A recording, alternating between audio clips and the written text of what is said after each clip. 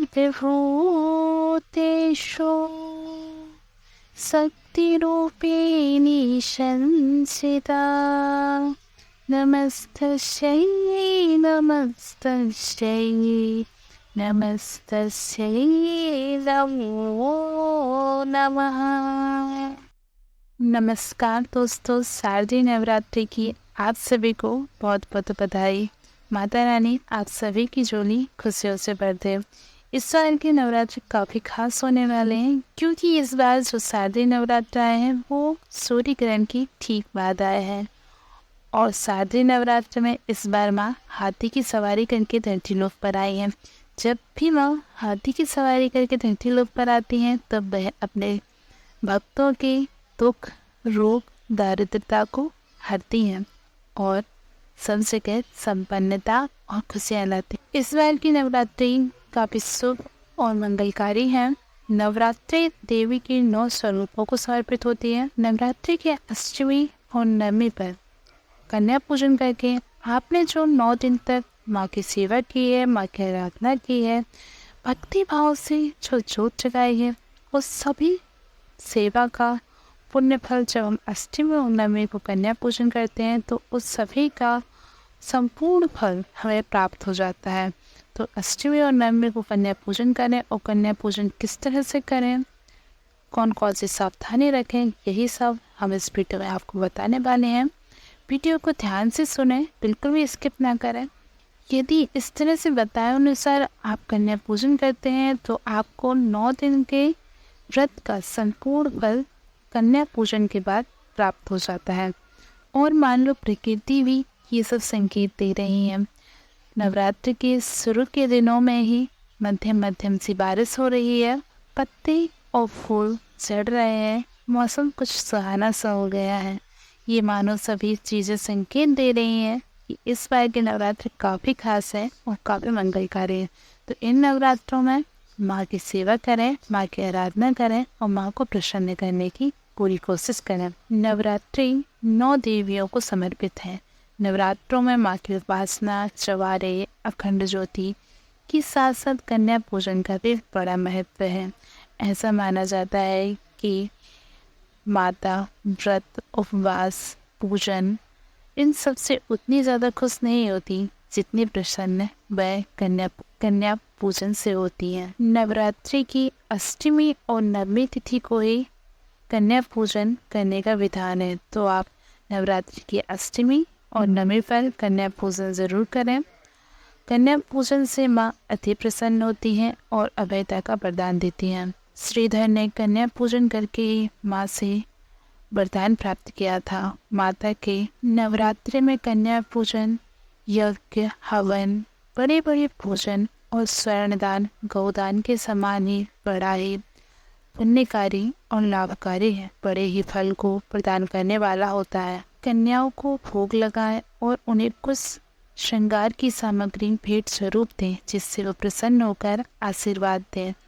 कन्याओं को जब निमंत्रण देने जाएं तो आप स्वयं जाएं और उन्हें आदरपूर्वक अपने घर लाकर उनके पैरों को जल से धोएं और फिर कपड़े से पोंछें।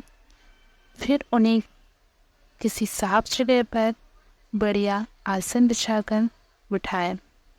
उनके माथे पर रोली और चावल से तिलक करें और फिर उन्हें लाल चुनरी भी उड़ाएं। कन्याओं को भोग के लिए आप जो भोजन परोसें उसमें स्वच्छता और शुद्धता का ध्यान रखें।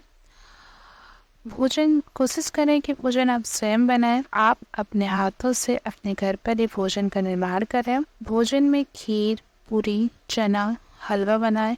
आलू, छोला की सब्जी भी बना सकते हैं। माता को चने, छोले ये सब भोग बड़े ही पसंद है। आप कन्याओं को माता स्वरूप समझकर ही उन्हें भोग लगाएं, उनकी सेवा करें। सब्जी बनाएं तो सब्जी में लहसुन और प्याज इन 2 चीज़ों का इस्तेमाल बिल्कुल भी ना करें। ये इस बात का आप खासकर ख्याल रखें कि भोजन में लहसुन प्याज का किसी भी तरह से इस्तेमाल ना किया गया हो, क्योंकि जो कन्याएं हैं वो कन्या रूप में माँ स्वयं हमारे घर पधारी हैं। ऐसा ही विचार करना चाहिए और ऐसा ही होता है। आप कन्याओं को माता स्वरूप समझकर उन्हें भोग लगाएं, तो लहसुन प्याज का इस्तेमाल बिल्कुल ना करें। लहसुन प्याज से आप खुद भी परहेज करें और कन्याओं को भी लहसुन प्याज ना परोसें। कन्या भोज में प्लास्टिक के तोने का इस्तेमाल बिल्कुल ना करें, क्योंकि प्लास्टिक की जो सामग्री होती हैं वो बहुत ही गंदे तरीके से बनाई जाती हैं। तो प्लास्टिक की चीज़ों का इस्तेमाल ना हो। जहाँ तक हो सके आप पत्तों से बने हुए दोने और पत्तों से बने हुए पत्तन या पत्तों पर ही आप कन्याओं को भोजन करवाएं। माता को लौंग अति प्रिय होती है। लौंग माता का ही स्वरूप होते हैं। तो जब कन्याएं भोजन कर रही हो तब आप चुपके से एक एक लौंग उनके भोजन में साथ परोस दें। ऐसा आप करेंगे तो आपके घर में संपन्नता आएगी, आपका घर खुशियों से भर जाएगा, आपके घर में कभी किसी चीज़ की कमी नहीं आएगी। धन भंडार हमेशा भरा रहेगा। कन्याओं के भोजन करने के बाद उन्हें दक्षिणा जरूर दें। कोशिश करें कि कुछ श्रृंगार सामग्री भेंट स्वरूप आप कन्याओं को दें, जिससे वे प्रसन्न हो सके। कहा जाता है कि जब कन्याएं भोजन करके जाती हैं और हम उन्हें कुछ भेंट स्वरूप देते हैं और जब वह प्रसन्न होकर आशीर्वाद देती हैं तो वो आशीर्वाद जरूर फलित और फूलित होता है। तो प्रयास करें कुछ भेंट करने का, जैसी आपकी सामर्थ्यता हो, जितनी आपकी सामर्थ्यता हो, कुछ भेंट स्वरूप कन्याओं को दें, जिससे वो बेहद खुश होकर आपको आशीर्वाद दें। उनका आशीर्वाद आप खुद साल भर में अनुभव करेंगे कि कन्याओं ने जो आशीर्वाद दिया वो फला फूला कि नहीं। आप मेरे कहे अनुसार एक बार ऐसा जरूर करें। कन्याओं को कुछ भेंट स्वरूप दें जिससे वो प्रसन्न हो और कुछ आशीर्वाद आपको देके जाएं।